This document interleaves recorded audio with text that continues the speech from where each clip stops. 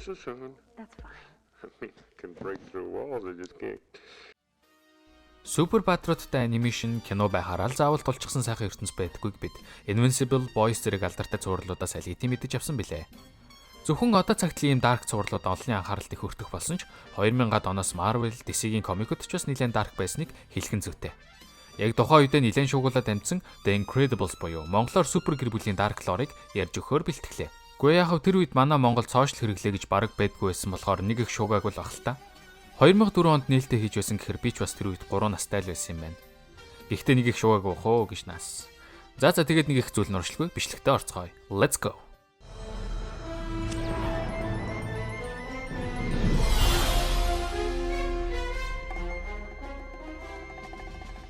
The Incredibles нь хүүхдүүдэд зориулсан хөөрхөн зураглалтай өнгөлөг харагддаг хэдий ч дотроо бол харанхуй түүх, насан туршидтэй элементүүд ч айгүй их багтсан байдаг.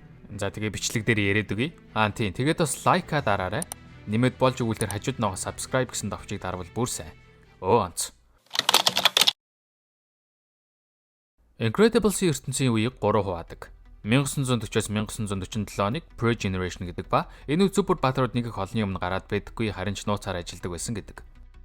Супер баатрууд ч хоорондоо нэгдэж баатруудын баг байгуулж эхэлсэн байдаг. Мэдээж баатруудаа дагаа супер хорон санаатнууд ч бас гарч ирж эхэлсэн байж таараа. Харамсалтай нь ихэнх супер баатрууд нь хорон санаатнуудад бус нөмрөг нь ямар нэг зүйлд орооцолтоноос болоод нас барсан талаар бид анимашн дээрээс мэдэж авдаг. 1948-аас 1957 оны Glory Days гэн. Энэ үед супер баатрууд олонд аль хэдийн хүлээн зөвшөөрөгдөж нийт тустай ажлуудыг хийж эхэлсэн байдаг бөгөөд супер баатруудыг хянах NSA буюу National Super Agency гэх засгийн газрын байгуулагч байгуулагдсан байдаг. Баатруудын хууль зүйн эрхийг хамгаалах, хүчийг нь хянах, хууль бус зүйл хийхээс нь сэргийлэх зэрэг олон хүчин зүйлсээс шалтгаалan байгуулсан гэж хэлж болно. Тухайн үед Apogee, The Flange, Geyser Beam зэрэг баатруудаас бүрдсэн Thrilling Tree гэх баатрын баг байсан ба дотоод хагаралдаанаас болж тарсан байдаг. Мөнтэй зэрэгцэн Mr. Incredible, Elastigirl, Frozone, Gamma Jack зэрэг тустай ажилладаг баатрууд ч олонний хайр хүндэтгэлийг хүлээж тухайн үеийн хамгийн алдартай баатрууд болж чадсан байсан юм. Мөн NSA баатруудаас ярилцлага авч хүч чадал, сул тал, түүх, техник хэрэгсэл зэрэг баатруудын бүх хил мэдээллийг Top Secret нэртэй файл болгон хадгалсан байдаг. Тэгээ бүр аюул учруулж чадах хэмжээг нь хүртэл тооцоолсон байдаг гээл бод. Мэдээж зорилго нь ойлгомжтой. Тэднийг хянах. Харин 2004 онд гарсан анимашны эхлэлд Mr. Incredible, Elastigirl, Frozone зэрэг баатруудын NSA ярилцлагыг гаргадаг. Цаашлаад бидэнд харуулаагүй маш олон баатруудын хуурцаг байх ба Gamma Jack, Geyser Beam гэх мэт ерөн түүхэндээ маш том импактыг үзүүлсэн баатруудын талаар ч дэлгэрэнгүй байдаг. За ингээ Mr. Incredibles болон Elastigirl нар болзож эхлэх бөгөөд хурмаач ихээр болцгоноо. Ингээ манай Incredible хурмандаа явж явах замдаа гинт хэрэгтэй тааран зогсооход түүний машинд хамгийн том фэн Incrediboy сууж байдаг. Яг энэ хэсэгт бид Incredibles-ыг ганцаараа ажилдаг төрлийн баатар гэдгийг мэдж авна. Ер нь фэнүүдийн таамагаар бол өмнө нь өөр багт орж байсан ч бас л хоорондоо тааш тохирохгүй гарсан байх гэдэг. За тэгэл Incrediboy-ыг чинь гаргаж болоод ч галзааш явж байхдаа амиа орлох гэж хүнийг аварч Incrediboy-ын тарсэргээс болж метроны зам нороход метрог барь зогсоодог. За тэгсэн чинь өнөөх амиа орлох гэсэн хүн нь Mr. Incredible-ыг амиа орлоход нь саадуулсан гэх хэрэгээр шүүхэд дууддаг. Ингээд болоогүй. Метроор авж байсан хүмүүс нь ч гэсэн Incredible-аас болоод хүнд бэртэл авсан гэдэл бас л шүүхэд дууддаг. Үүнээс олж баатруудыг эсэргүүцэх жагсаал гарч засгийн газарч баатруудын тогтолцоог болиулж энгийн амьдралаар амьдруулж эхэлдэг. NSA-ийн зүгээс харин баатруудыг энгийн амьдралд орохтон тусалж супер баатар байсан гэдгийг нь нууцлж өгч ямар нэг асуудал таривал байшинг нь тэр даруй нүүлгэж гаргасан хохирлыг нь барагдуулахаар туслана. 3 дахь үе нь одоо үе буюу 15 жилийн дараах анимашны үйл явдал. Incrediboy буюу Buddy Pines нь Mr. Incredible-д итгэл алдарч улмаар хинт ч үнэлэгдэж чадахгүй гэх сэтгэл зүйн айдастай болсон байдаг. Angular Feelings of Inadequacy гэдэг. Ингээ бусдад хүлээн зөвшөөрөгдөж баатар болохын тулд технологи руу ханцуу шамлан орсноор Omnidroid гэх химэл оюун ухаантай роботуудыг бүтээж эхэлнэ. Эхэндээ зүгээр л Omnidroid-ыг ашиглан баатар болох байсан ч явандаа үг үзэл бодол нь өөрчлөгдөж Omnidroid-уудыг ашиглан баатруудыг ангиж эхэлнэ. Мөн яаж ч юм мэдэхгүй NSA-ийн баатруудын талаарх файл нь мань хүний гарт очсон байдаг. Үүнээс хойш өөрийгөө синдром гэж нэрлэхээс гадна Kronos төслийг шуудхан эхлүүлдэг. Kronos төсөл гэдэг нь дээр дурдсан супер баатруудыг Omnidroid-уудтай тулдаж агнах төсөл юм. Дулаан дуудлага. Хаанч байсан хайртай хүмүүстэйгээ ойр байх боломж бидэнд бий. Хайртай хүмүүс рүүгээ залгаж дулаан үгс хэлэхэд тань Unitel туслана.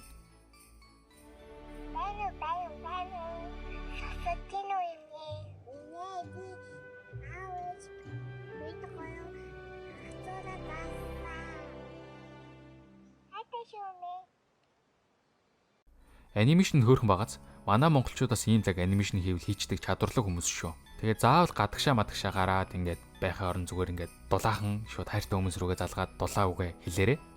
За тэгээд юуны тэлдэ баярлаа. Кронос цэцлийг номоо нисан гэх харал дээр хэрэгжүүлж эхлэхдээ тэрээр ингийн амьдралаар амьдарч буй супер баатруудыг хуурж авчран Omnidroid-тэй тулдуулж гэмтэх бүртэн Omnidroid-а сайжруулж байв. Universal Man, Psychwave, Eversur гэх баатрууд нь Omnidroid V1-ийг загвартай тулдаж өгсөн бол Macroburst Omnidroid V1-ийг ялж чадсан байдаг. Macroburst-ийн чадвар нь BT mass хүчийг төвлөрүүлж өндөр нэгтрэлтэй хүчний цогцолт үүсгэх. Харамсалтай нь Omnidroid V2-т алуулсан. Ингээд нөгөө Omnidroid V2 чинь Phalange, Bladestone зэрэг баатруудыг хөнөөнө. Харин Dynaguy Omnidroid V2-ыг устгадаг. За ингээд явсаар байгаад Geyser Beam дээр ирдэг. Geyser Beam баатруудын эрх ашиг хамгаалдаг хуульч болсон байх ба Syndrome арал дээр хуурч авчран Omnidroid V4-тэй тулдуулдаг. Мань хүн Omnidroid V4-ийг устгаж Syndrome-ийн компьютерийн нууц үгийг олж мэдэн бусад баатруудад зэрэмжлүүлэх зорилгоор цугтаж байх явцдаа Omnidroid V5 талуулдаг. Ингээл V1, V2, V3, V4 гэдэг ингээд ялагдах тоолонд нь ингээд юугаар ингээд вершнийг нь ахиулаад одоо ингээд апдейт хийгээд супер баатруудаас илүү хүчтэй болгоод байгаа байхгүй юу? Үхээсээ өмнө тэрээр агуун хаан нь Syndrome-ийн нууц үгийг сэлэн үлдээсэн байдаг. Үүний араас Gamma Jacker-ын Omnidroid V5-ыг устгадаг. Анти энэ айгүйх интернетээр яваад байсан. Gamma Jack нь өөрийнхөө ертөнцийн Homelander гэдээ ойлгож болно. Хэрэгтэй гэж үзсэн үедээ дайснуудаа шууд хороодог, согтуурсан үедээ баатрын ажил хийдэг. Эмэгтэй хорон санаатан эсвэл эмэгтэй баатар харсан үедээ хоорны болдог талаар NSA-ийн файл тэмдэглэгдсэн байдаг. Ингээд Omnidroid V5-ыг устгаад шууд Omnidroid V6-тай үргэлжлүүлэн тулдаж алуулсан. Бади байсан байх нэ. Юу болоо вэ? Mr. Incredible дуудлагыг чинь авахгүй л байна уу? За тэгээд явсараа байгаад Omnidroid V8 бүтээгдэд Syndrome туслах мэрежтэй Frozone-ыг олж ирэхийг даатгадаг. Мэрэж Frozone-ыг олдог чамд нууцаар хүмүүсийг галын аюулаас аварч байгаа Mr. Incredible-ыг олоод Frozone-ийн оронд мань хүнийг мэхлэн авчирдаг. Mr. Incredible-ыг Omnidroid V8-тай тулдаж явах явцад бид маш олон өвөөсөв хардаг. Жишээ нь Gamma Jack-ийн засваргийн дэлбэрэлтээс үүдэж модгүй болсон талбай. Metaman-тэй тулдсны улмаас гарсан гэмтлүүд зэрэг. Мөн Omnidroid V8-ыг Frozone-тэй тулдуулахад тохиромжтойгоор сайжруулсан байдаг ба гал болон хүйтэн төсвөртэй мөн хайлмагны хажууд тулдуулахаар програмчилсан ч шууд Mr. Incredible-тэй тулдуулдаг. Ингээд Geyser Beam-ийн үлдээсэн пассвордыг олж авснаар компьютер руу нэвтэрч Glory Days-ийн баг бүх баатар өгсөн талаар олж мэддэг. Өмнөх баатруудыг яаж алсныг бид Mr. Incredible Omnidroid 2-ын тулаанаас хардаг. Жишээ нь сүлбэх, няцлах, дастах, биеийг нь хоёр талаас нь татаж хуваах зэрэг. Үүний дараагаар манай баатрууд Syndrome-тай тулдаж ялж байгаар анимашн маань төгсдөг штэ. Гэхдээ зөвхөн анимашнаас тогтохгүй, комик хүртэл байдаг. Тэгээ энэ дэр илүү дэтейлтэй байт юм билэ. Тэгээд би бас уншсан. Тэгээд өөртөө бас ахаад үзсэн айгуу зүгээр хаа гэж би бодож байна. Багада Toy Story Incredibles 2-ын CD-г ээжээр ахвалчаад хичээлээ тарж ирэх болгонд ээлжиж тавиад үздэг байсан. Мэдээж Toy Story-д ч бас нэлээд том лор байдаг. Гэхдээ энэс өөр анимашн бичлэг хийхгүй. Угаасаа миний ярьдаг сэдвүүдэд таарахгүй нэлээд байгаа ч тээ. Уг анимашны 2 дугаар ангийг шууд хийх гэж байсан ч супер баатруудын хөдөлгөөн, хувцас, орчны нөлөөллийг илүү бодит гаргахын тулд технологийн шинжилэлт шаардлагатай болсон гэдэг юм байна лээ. Зохиолол нь найруулагчаар нь Brad Bird-гүй ажилласан байдаг. The Iron Giant, Ratatouille, Tomorrowland зэрэг алдартай бүтээлүүд дээр нь бид мэднэ. Удахгүй бас 3 дугаар анги гарах юм байна лээ. Тэгэд хизээж гарах юм те. За тэгээд өөр юм нуршаад явах уу? Энэ хүртэл үзсэн та бүхэндээ баярлалаа. Хайртай шүү. Дараагийн бичлэг хүртэл түр баяртай.